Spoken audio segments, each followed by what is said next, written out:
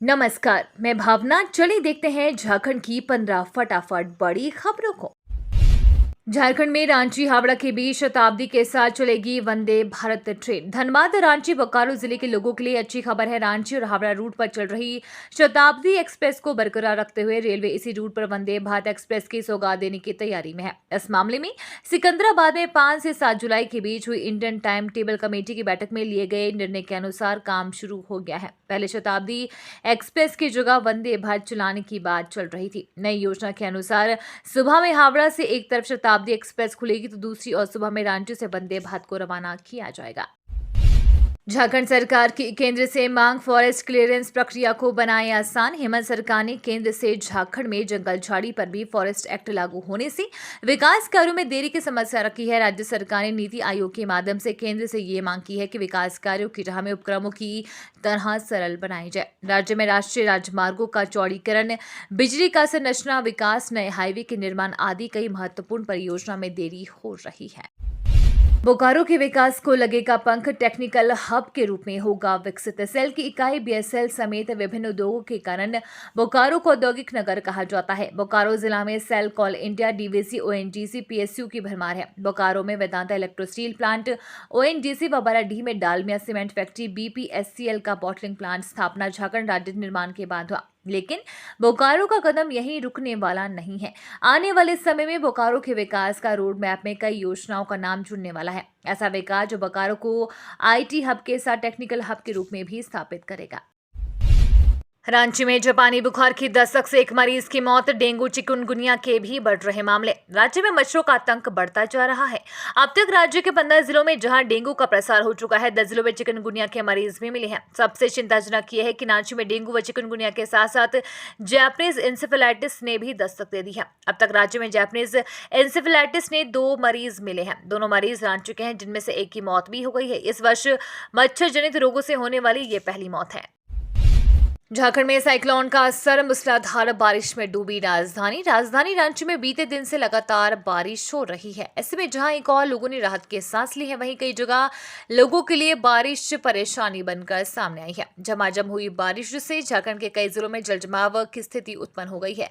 बात अगर राजधानी की सड़कों की करें तो शुरुआती बरसात में ही आधी सड़क डूब गई।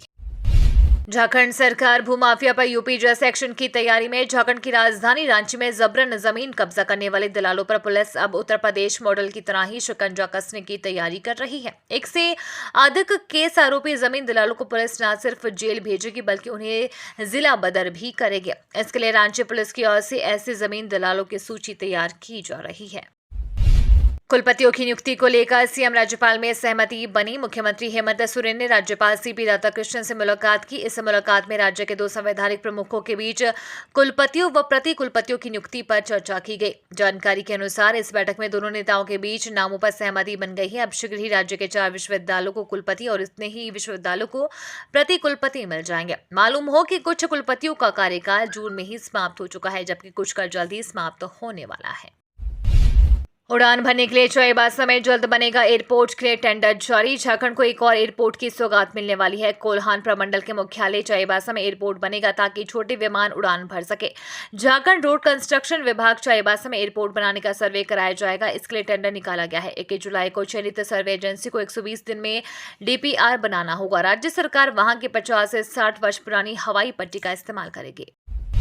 दुमका सेंट्रल जेल में हजारीबाग के कैदी ने खुद से रेता गला। फुलोर झानो मेडिकल कॉलेज अस्पताल में भर्ती। दुमका सेंट्रल जेल में आजीवन कारावास की सजा काट रहे कैदी ने रविवार 16 जुलाई 2023 को टीन की पत्ती से गला और हाथ का नस काटकर खुदकुशी करने की कोशिश की। सुरक्षा कर्मियों की नजर पड़ी तो आनन फानन में उसे फुलोर झानो मेडिकल कॉलेज अस्पताल में भर्ती कराया गया है, जहां घायल का इलाज चल रहा है। गुमला की कोयल नदी में फंसे 2 युवक को रस्सी के सहारे बचाई जान। गुमला जिला के घाघरा थाना स्थित तेंदा से बहने वाली उत्तरी कोयल नदी पार करने के दौरान 2 ट्रैक्टर चालक नदी में फंस गए। नदी पार करने के दौरान अचानक बाढ़ आ गई थी, जिसे ट्रैक्टर चला रहे 2 युवक विशाल यादव और राहुल बड़ाइक नदी की तेज धारा में फंस गए। नदी के बीच में फंसने के बाद दोनों ट्रैक्टर के ऊपर चढ़ गए। मदद के लिए पुकारने लगे। ग्रामीणों ने रस्सी के सहारे दोनों युवकों को नदी के बीच से निकालकर जान बचाई।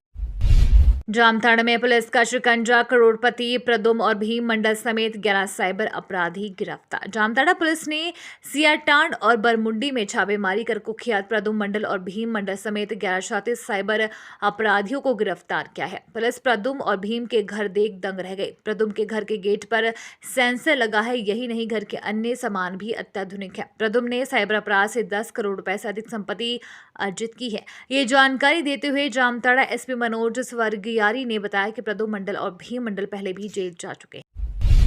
125 करोड़ इंजीनियर वीरेंद्र राम पर दर्ज होगा आय से अधिक संपत्ति का केस। ग्रामीण कार्य विभाग के निलंबित चीफ इंजीनियर वीरेंद्र राम पर अब एसीबी में आय से अधिक संपत्ति व प्रिवेंशन ऑफ करप्शन एक्ट के तहत केस दर्ज होगा। वीरेंद्र के पैतृक विभाग ने ईडी द्वारा सरकार को भेजी गई रिपोर्ट के आधार पर यह आदेश दिया है। इस पर मुख्यमंत्री ने भी सहमति दे दी है।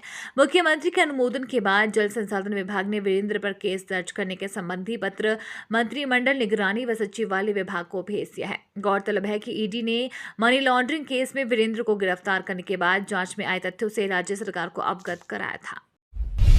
झारखंड की तीरंदाज रीता सवैया का वर्ल्ड यूनिवर्सिटी गेम्स के लिए इंडिया टीम में चयन। झारखंड के पश्चिम सिंहभूम जिले की एक बेटी का चयन वर्ल्ड यूनिवर्सिटी गेम्स के लिए भारतीय टीम में हुआ है। चाईबासा के सिकुर साई के तुरतुंग तीरंदाजी प्रशिक्षण केंद्र की रीता सवैया का चयन इंडिया तीरंदाजी टीम में हुआ है। भुवनेश्वर के किट यूनिवर्सिटी में 14-15 जून को आयोजित सिलेक्शन ट्रायल में रीता ने शानदार प्रदर्शन करते हुए टीम में अपनी जगह पक्की कर ली थी। रीता ने 28 जुलाई से 8 अगस्त तक चीन के चेंगदू शहर में आयोजित होने वाले वर्ल्ड यूनिवर्सिटी गेम्स में भारतीय तीरंदाजी टीम का प्रतिनिधित्व करेगी।